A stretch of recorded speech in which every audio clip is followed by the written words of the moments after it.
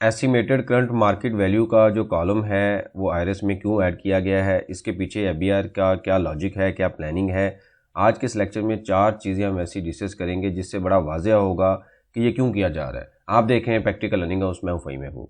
वापस आते हैं टॉपिक के ऊपर। जैसे अब सबको पता है कि 30 सितंबर जो है लास्ट डेट है टैक्स रिटर्न फाइल करने की, और इसमें काफ़ी चांसेस हैं, मोर देन 100% 200% चांसेस हैं कि इसके ऊपर एक्सटेंशन आएगी। उसके ऊपर हम पहले भी डिस्कस कर चुके हैं। 2-3 रीज़न्स हैं कि आरएस का फॉर्म बार बार चेंज हो रहा है, प्लस दूसरा स्लैब की रीज़न है, इस वजह से लाजमी एक्सटेंशन आएगी।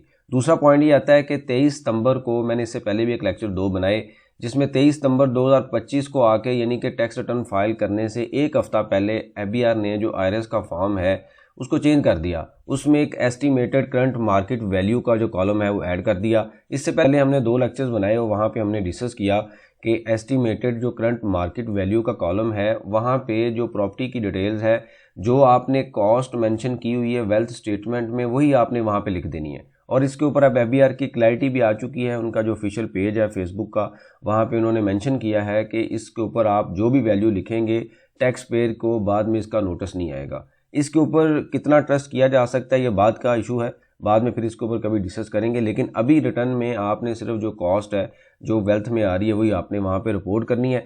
अब इसको क्यों किया जा रहा है ये बहुत बड़ा क्वेश्चन है। नंबर 1 तो ये है कि इसको थोड़ा समझ लीजिएगा, समझ लेते हैं कि ये क्यों किया जा रहा है। इससे पहले भी काफ़ी बार प्रेस कॉन्फ्रेंस में अक्सर आपने देखा होगा कि एफबीआर की तरफ से ये बात की जाती है कि जो लोगों का लाइफस्टाइल है और जो टैक्स रिटर्न है दोनों मैच नहीं है। मतलब उनका लाइफस्टाइल डिफरेंट है, टैक्स रिटर्न में जो इनकम डिक्लेयर होती है वो डिफरेंट है।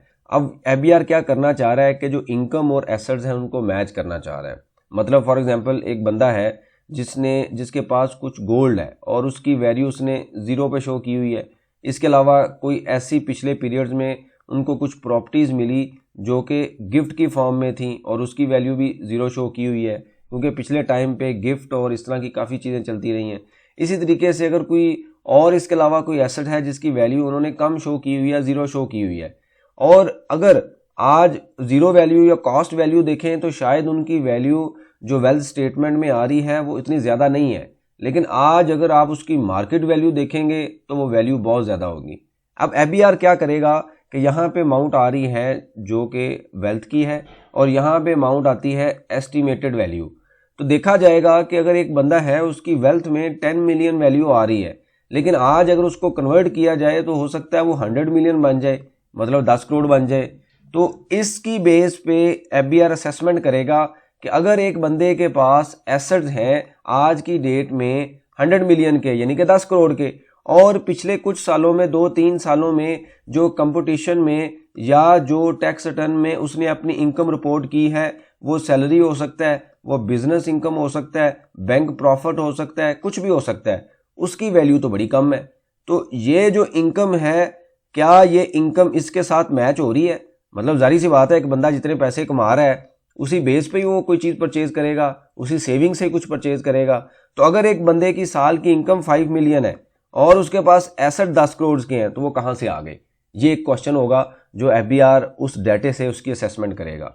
उसके बाद क्या किया जाएगा, जो वो आइडेंटिफाई करेगा सिस्टम, जब वैल्यू आएगी उसके बाद जो हाई प्रोफाइल थोड़े से केस होंगे जिनमें जैसे मैंने आपको बताया कि क्या किया जाएगा कि इनकम टू एसेट रेशो की असेसमेंट की जाएगी कि किसी की इनकम कितनी है और एसेट्स कितने हैं। इनकम 5 मिलियन है और एसेट 100 मिलियन के हैं, ये तो 100 टाइम्स ज़्यादा है या 50 टाइम्स ज़्यादा है, मतलब 50 गुना ज़्यादा है। तो ये कहाँ से आ गए? यहाँ से हाई प्रोफाइल केस को आइडेंटिफाई किया जाएगा और सिस्टम उसका सेपरेट डाटा जो इन्होंने पीछे चेक लगाए हुए हैं उसकी बेस पे जो रेलिवेंट कमिश्नर्स हैं उनके लॉगिन में भेज दिया जाएगा कि आप इस प्रोफाइल को या इस रिटर्न का ऑडिट करें कि ये पैसे कहाँ से आए, क्योंकि इतनी ज़्यादा रिटर्न्स हैं, कहाँ से वो चेक करेंगे कि कौन सा हाई प्रोफाइल है। तो इस डाटे की बेस पे करंट मार्केट वैल्यू पे उसकी असेसमेंट की जाएगी। एक तो उनका पॉइंट ये है।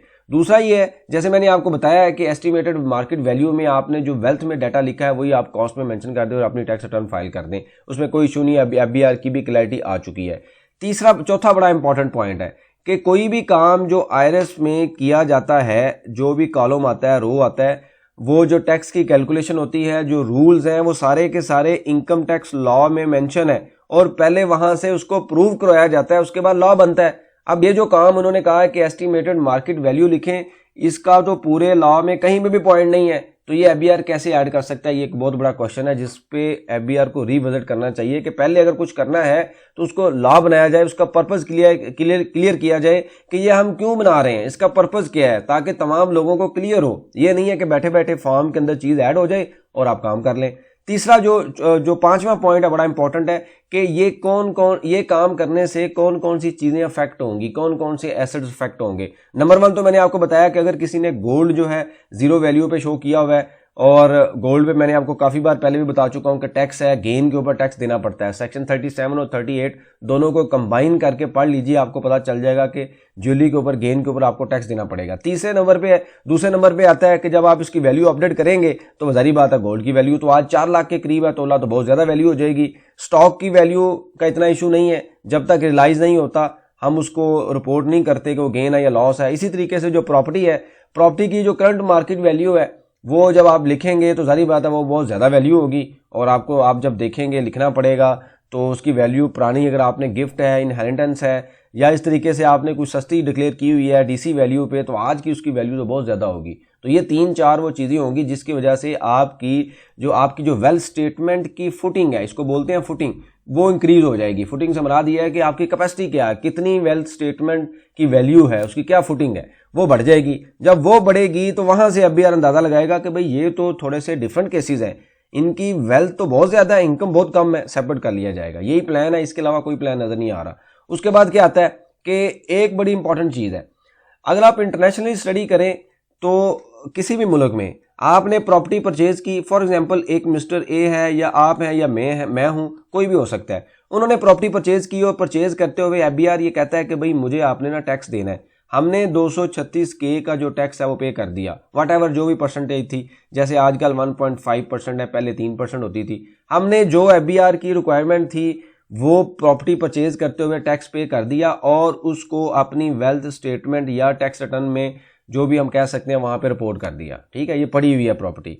उसके बाद क्या होता है, कुछ टाइम के बाद हम सेल करते हैं, एफबीआर फिर हमें कहता है कि भाई मुझे आपने फिर टैक्स देना है, हमने 236C का जो टैक्स है वो भी दे दिया। अभी जैसे इसका रेट फाइलर के लिए 4.5% है, पहले 3% होता था, जो भी रेट था हमने पे कर दिया। यानी कि कोई चीज परचेज करते हुए भी टैक्स पे किया और कोई चीज सेल करते हुए भी टैक्स पे किया।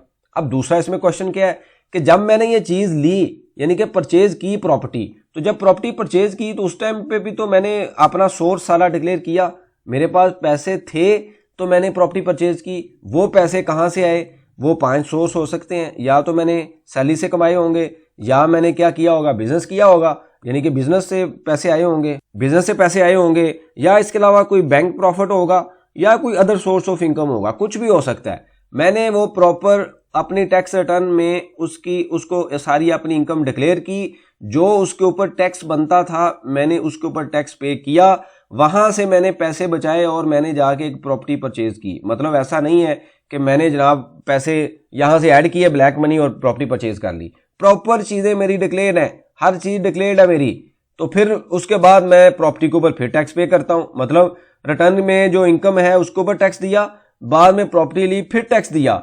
उसके बाद अब एफबीआर क्या कर रहा है, एफबीआर ये कहता है कि जी ये सारा प्रोसेस आपका नीट एंड क्लीन है, लेकिन फिर भी हमें आप पे यकीन नहीं है। आपने फिर भी एस्टिमेटेड मार्केट वैल्यू जो है वो मेंशन करनी है कि आज की वैल्यू क्या है। जो प्रॉपर्टी आपने लीगल पैसों से, वाइट सोर्स से टैक्स रिटर्न में डिक्लेयर किया, टैक्स पे किया, इनकम के ऊपर प्रॉपर्टी परचेज करते हुए फिर टैक्स दिया, और उसके बाद अब आके आपने करंट मार्केट वैल्यू की असेसमेंट भी करनी है, और यहां पे आके आपने फिर मार्केट वैल्यू लिखनी है, और फिर आपकी असेसमेंट की जाएगी। नहीं, आपका तो जो केस है वो तो बड़ा हाई प्रोफाइल है, आपकी जो इनकम है और जो एसेट्स हैं वो तो मैच ही नहीं कर रहे। ये सारा जो है ये प्लान किया जा रहा है इसके पीछे, और आने वाले दिनों में हमें ये लगता है कि अगर ये इस तरह ही रहा तो अगले साल का जो बजट आएगा उसके अंदर एक प्रोविजन को ऐड कर लिया जाएगा कि आपने करंट एस्टिमेटेड मार्केट वैल्यू भी लिखनी है। अगर आप नहीं लिखेंगे तो आपकी जो रिटर्न है वो इनवैलिड करार दे दी जाएगी। जब इनवैलिड होगी तो आपका नाम जो है नॉन फाइलर की लिस्ट में आ जाएगा। हो सकता है, कुछ भी हो सकता है, ये कर सकते हैं।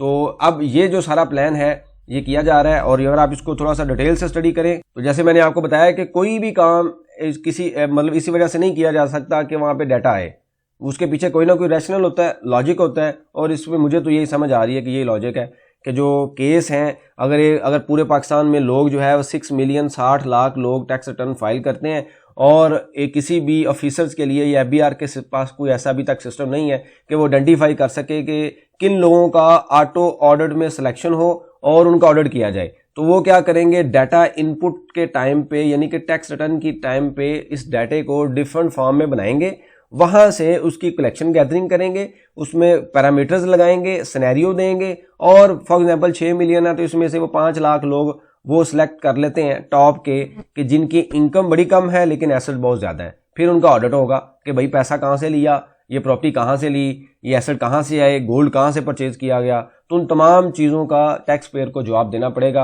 अगर जवाब नहीं होगा तो जारी बात उसको टैक्स चार्ज कर दिया जाएगा। तो ये एक जो है वो एफबीआर की तरफ से ऐड किया गया है। इससे पहले मैंने आपको बताया है कि कल मैंने लेक्चर जो बनाया था यानी कि 25/9 को, वहाँ पे आप देख लीजिए, वहाँ पे मैंने आपको बताया हुआ है कि एस्टीमेटेड मार्केट वैल्यू में आपने क्या लिखना है और हमने डिस्कस किया था कि आप वहाँ पे कॉस्ट मेंशन कर दें। जो वेल्थ स्टेटमेंट में फॉर एग्जांपल आपकी एक प्रॉपर्टी आ रही है और उसकी वैल्यू 1 करोड़ है, 10 मिलियन है, तो आप एस्टीमेटेड में भी उसकी 10 मिलियन वैल्यू लिख दें, क्योंकि टैक्स पेयर को नहीं पता, टैक्स पेयर अपने एसेट्स की हमेशा वैल्यू ज़्यादा ही लगाएगा। तो इससे बेहतर है कि आप उसमें उसको ढूंढें, कुछ और इन्फॉर्मेशन लिखें, आप जो कॉस्ट है वो मेंशन कर दें। और इसके ऊपर अब उसने एफबीआर ने खुद भी क्लियर कर दिया था प्रेस कॉन्फ्रेंस में कि जी आप लिख देंगे तो आपको बाद में कोई नोटिस नहीं आएगा। तो मेरे ख्याल में तमाम चीज़ें अब आपकी क्लियर होगी। काफ़ी क्वेश्चन आ रहे थे कि जी क्यों ऐड किया गया है। इसके अलावा कुछ और भी पॉइंट हो सकते हैं जो मैंने इग्नोर किए हो, मिस किए हो। तो आप के पास कोई पॉइंट हो तो आप लाजमी जो है कमेंट्स बुक्स में मेंशन करें ताकि मैं, आप और बाकी जो लोग हैं वो देख के उससे सीख सकें। बहुत शुक्रिया, जज़ाकल्लाह।